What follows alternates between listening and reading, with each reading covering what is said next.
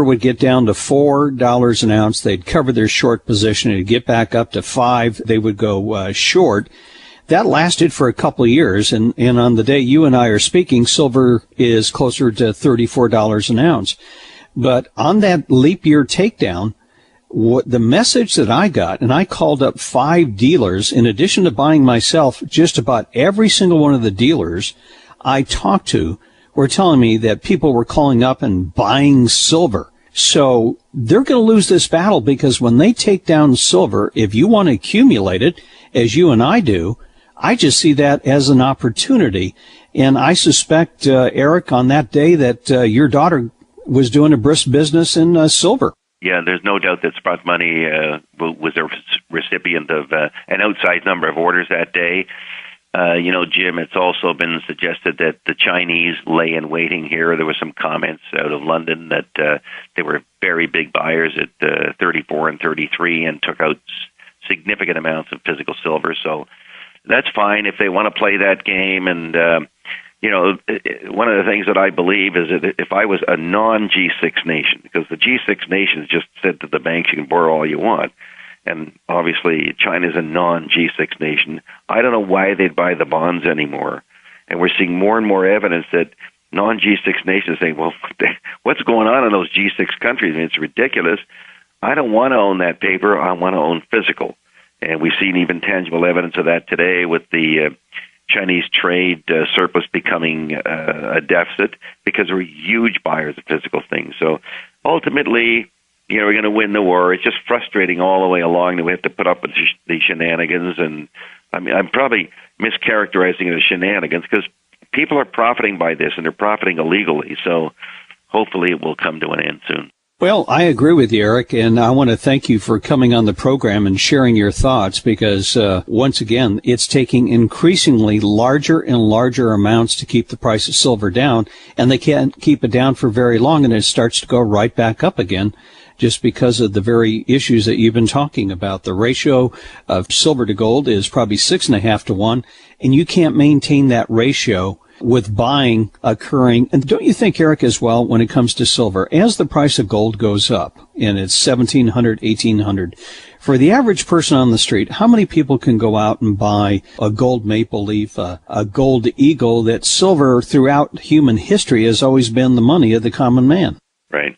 And I might even add, and that's absolutely true, Jim, but what would happen if, I think the market's made gold the reserve currency. When I look at what it's done versus all the currencies, I mean, there's no contest, right? It's ridiculous.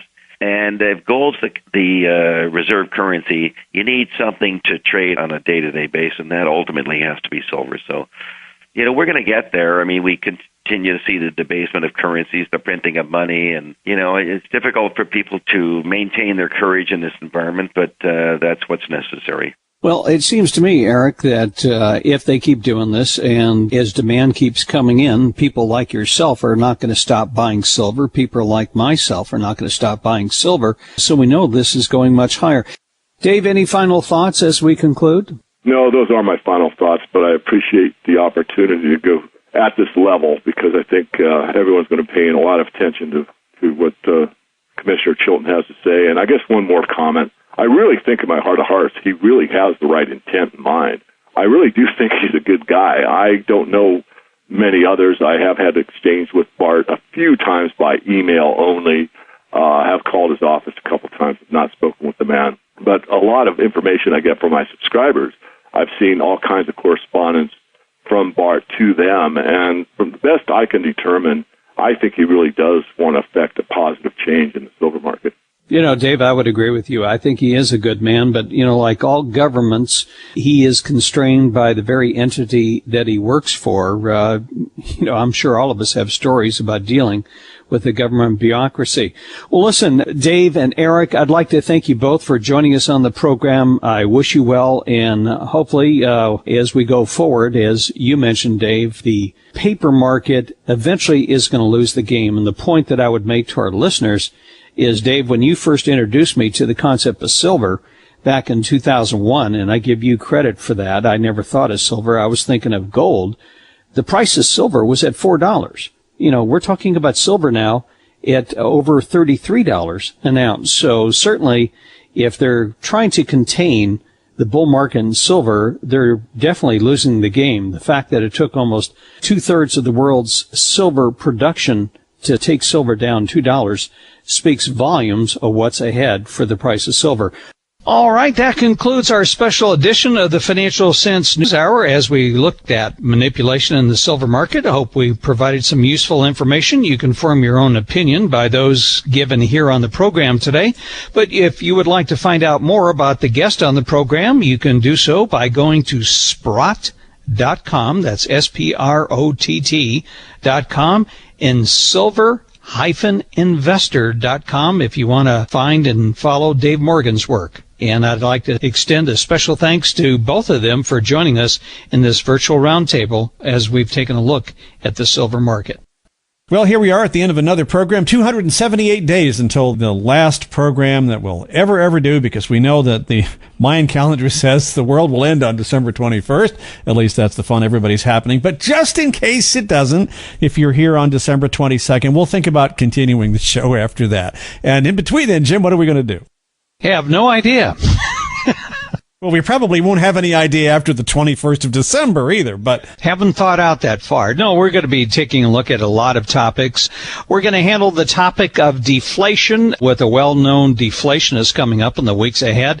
We're going to also look into the issue of energy because we've had a lot of questions. And of course, the politicals are basically, it happens, John. The United States has no energy policy. And anytime the price rises, when you shut down drilling, make it difficult to open up a refinery or put in all these regulations, and you wonder why the price of energy goes up, well, who are the two scapegoats? Usually it's the oil companies or the speculators, and we've heard from both. So we're going to look at the issue of energy coming up in the weeks ahead. So a lot of great stuff coming up, and as I said, this is one of those years where it is a political election year, a big one, not only here in the United States and elsewhere around. So a lot of funny stuff that we're going to be hearing from politicians. We'll be here to talk about it.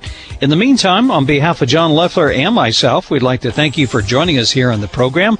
Until you and I talk again, we hope you have a pleasant weekend.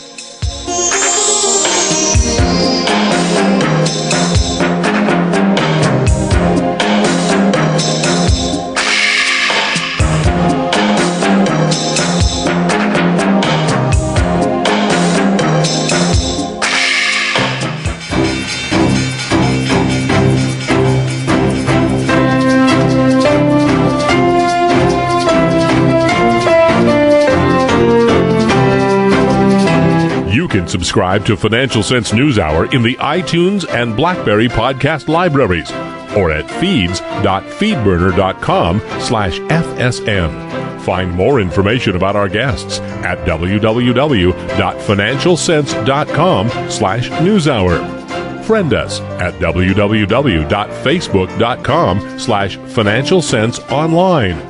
For our on-the-go listeners, you can access Financial Sense on your mobile device at m.financialsense.com.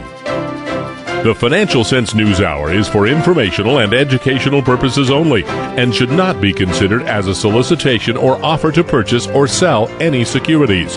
The investments, investment strategies, and investment philosophies discussed or presented on the News Hour each involve their own unique risk factors, which are not discussed on the show.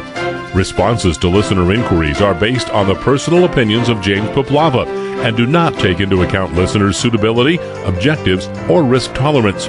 Financial Sense News Hour and its parent company shall not be liable for any financial losses that result from investing in any companies profiled on or advertising with Financial Sense, or arising out of the use of any material on the News Hour.